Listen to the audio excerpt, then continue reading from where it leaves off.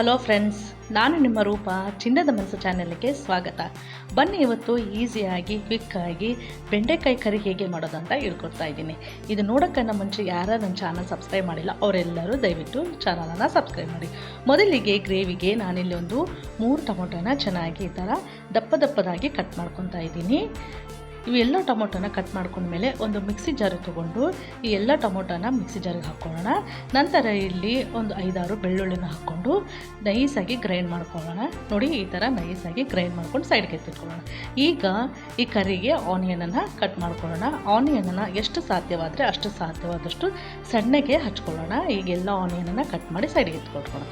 ಈಗ ಒಂದು ಒಲೆ ಮೇಲೆ ಒಂದು ಕಡಾಯಿ ಇಟ್ಟು ಕಡಾಯಿ ಬಿಸಿಯಾದ ನಂತರ ಒಂದು 4-5 ಸ್ಪೂನು ಎಣ್ಣೆಯನ್ನು ಹಾಕ್ಕೊಂಡು ಎಣ್ಣೆ ಬಿಸಿಯಾದ ನಂತರ ಇಲ್ಲಿ ನಾನು ಅರ್ಧ ಕೆಜಿಯಷ್ಟು ಬೆಂಡೆಕಾಯಿನ ತೊಗೊಂಡಿದ್ದೀನಿ. ಬೆಂಡೆಕಾಯಿನ ನಾನು ಚೆನ್ನಾಗಿ ವಾಶ್ ಮಾಡಿ ಡ್ರೈ ಮಾಡಿ ಈ ಥರ ಸಣ್ಣಗೆ ಹಚ್ಕೊಂಡಿದ್ದೀನಿ. ಈಗ ಈ ಎಲ್ಲ ಬೆಂಡೆಕಾಯಿನ ಎಣ್ಣೆಯಲ್ಲಿ ಹಾಕ್ಕೊಂಡು ಚೆನ್ನಾಗಿ ಫ್ರೈ ಮಾಡ್ಕೊಳ್ಳೋಣ. ಈ ಥರ ಫ್ರೈ ಮಾಡ್ಕೊಳೋದ್ರಿಂದ ಬೆಂಡೆಕಾಯಿ ಕರಿ ಬೇಗನೆ ಆಗುತ್ತೆ. ಬೆಂಡೆಕಾಯಿನ ನೀವು ಈ ಸೈಜಲ್ಲಾದರೂ ಕಟ್ ಮಾಡ್ಕೋಬೋದು, ಇಲ್ಲ ಸ್ವಲ್ಪ ದೊಡ್ಡದಾಗಿ ಕಟ್ ಮಾಡ್ಕೋಬೋದು. ಈಗ ಬೆಂಡೆಕಾಯಿನ ಚೆನ್ನಾಗಿ ಫ್ರೈ ಮಾಡಿದ ಮೇಲೆ ಈಗ ಒಂದು ಸೈಡಿಗೆ ಒಂದು ತಟ್ಟೆಯಲ್ಲಿ ಎತ್ತಿಟ್ಕೊಳ್ಳೋಣ. ಫ್ರೆಂಡ್ಸ್, ಯಾರು ನನ್ನ ಚಾನಲ್ ನೋಡ್ತಿದ್ದಾರೆ ಅವರೆಲ್ಲರೂ ನನ್ನ ಚಾನಲನ್ನು ಸಬ್ಸ್ಕ್ರೈಬ್ ಮಾಡ್ಕೊಳ್ಳಿ. ಈಗ ಅದೇ ಕಡಾಯಿಗೆ ಮತ್ತೆ 4-5 ಸ್ಪೂನ್ ಎಣ್ಣೆಯನ್ನು ಹಾಕ್ಕೊಂಡು ಎಣ್ಣೆ ಬಿಸಿಯಾದ ನಂತರ ಇಲ್ಲಿ ನಾನು ಸಣ್ಣಗೆ ಹಚ್ಚಿದಂತಹ ಈರುಳ್ಳಿಯನ್ನು ಹಾಕ್ಕೊಂಡು ಈರುಳ್ಳಿ ಹಸಿ ವಾಸನೆ ಹೋಗೋವರೆಗೂ ಫ್ರೈ ಮಾಡ್ಕೋಬೇಕು. ಇದು ಫ್ರೈ ಆದ ನಂತರ ಒಂದು 4-5 ಎಲೆ ಕರಿಬೇವನ್ನು ಹಾಕ್ಕೊಳ್ಳೋಣ. ಕರಿಬೇವನ್ನು ಹಾಕಿ ಅದನ್ನು ಸಹ ಚೆನ್ನಾಗಿ ಎಣ್ಣೆಯಲ್ಲಿ ಫ್ರೈ ಮಾಡ್ಕೊಳ್ಳೋಣ. ಈ ಗ್ರೇವಿನ ನೀವು ಅನ್ನದ ಜೊತೆ ರೋಟಿ ಜೊತೆ ಸಹ ತೊಗೋಬೋದು. ನಂತರ ಗ್ರೈಂಡ್ ಮಾಡಿಕೊಟ್ಟಿರೋ ಟೊಮೊಟೊನೆಲ್ಲ ಇದಕ್ಕೆ ಹಾಕೊಳ್ಳೋಣ.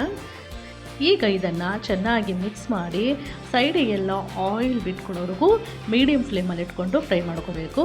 ಈಗ ಸೈಡಿಗೆಲ್ಲ ಆಯಿಲ್ ಬಿಟ್ಕೊಂಡಿದ್ದೆ. ಈಗ ಇದಕ್ಕೆ 1/4 ಟೀ ಸ್ಪೂನಷ್ಟು ಅರಿಶಿನ, 1 ಸ್ಪೂನಷ್ಟು ಖಾರದ ಪುಡಿ, 1 ಸ್ಪೂನು ಧನಿಯಾ ಪೌಡರ್, 1 ಸ್ಪೂನು ಜೀರಿಗೆ ಪೌಡರ್ ಇವೆಲ್ಲವನ್ನು ಹಾಕ್ಕೊಂಡು ಮಸಾಲಾನ ಚೆನ್ನಾಗಿ ಆಯಿಲಲ್ಲಿ ಫ್ರೈ ಮಾಡ್ಕೊಳ್ಳೋಣ. ಈ ಎಲ್ಲ ಮಸಾಲಾನ ಆಯಿಲಲ್ಲಿ ಚೆನ್ನಾಗಿ ಫ್ರೈ ಮಾಡ್ಕೊಂಡ್ಮೇಲೆ ಈಗ ಇದಕ್ಕೆ ನಾನು 1 ಕಪ್ಪಷ್ಟು ಮೊಸರನ್ನು ಸೇರಿಸ್ತಾ ಇದ್ದೀನಿ. ಮೊಸರನ್ನು ಹಾಕಿ ಮೀಡಿಯಮ್ ಫ್ಲೇಮಲ್ಲಿ ಇಟ್ಕೊಂಡು ಚೆನ್ನಾಗಿ ಮಿಕ್ಸ್ ಮಾಡ್ಕೋಬೇಕು. ನಾವು ಸ್ವೀಟ್ ಮೊಸರು ಹಾಕೋದ್ರಿಂದ ಗ್ರೇವಿ ತುಂಬಾ ಚೆನ್ನಾಗಿರುತ್ತೆ.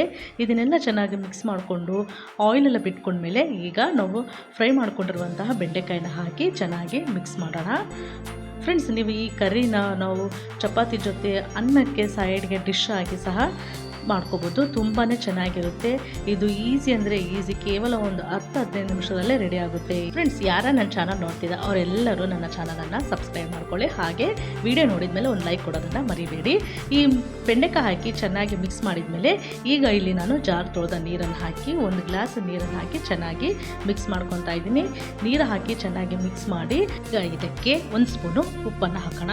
ಲಿಡ್ಡನ್ನು ಕ್ಲೋಸ್ ಮಾಡಿ ಮೀಡಿಯಂ ಫ್ಲೇಮಲ್ಲೇ ಒಂದು 5 ನಿಮಿಷಗಳ ಕಾಲ ಬೇಯೋಕ್ಕೆ ಬಿಡೋಣ. 5 ನಿಮಿಷಗಳ ಆದಮೇಲೆ ಲಿಡ್ಡನ್ನು ಓಪನ್ ಮಾಡಿ ಸಣ್ಣಗೆ ಹಚ್ಚಿದಂತಹ ಕೊತ್ತಂಬರಿಯನ್ನು ಹಾಕಿ ಇನ್ನೊಂದು ಸಲ ಚೆನ್ನಾಗಿ ಮಿಕ್ಸ್ ಮಾಡಿ ಮತ್ತೆ ಲಿಡ್ಡನ್ನು ಕ್ಲೋಸ್ ಮಾಡಿ ಮೀಡಿಯಂ ಫ್ಲೇಮಲ್ಲೇ ಒಂದು 2 ನಿಮಿಷಗಳ ಕಾಲ ಚೆನ್ನಾಗಿ ಬೇಯೋಕ್ಕೆ ಬಿಟ್ಟರೆ ರೆಡಿ ಆಯಿತು ಬೆಂಡೆಕಾಯಿ ಕರಿ. ನೋಡಿದ್ರಲ್ಲ ಫ್ರೆಂಡ್ಸ್, ಎಷ್ಟು ಈಸಿಯಾಗಿ ಕ್ವಿಕ್ಕಾಗಿ ಬೆಂಡೆಕಾಯಿ ಕರಿ ಮಾಡೋದು ಅಂತ.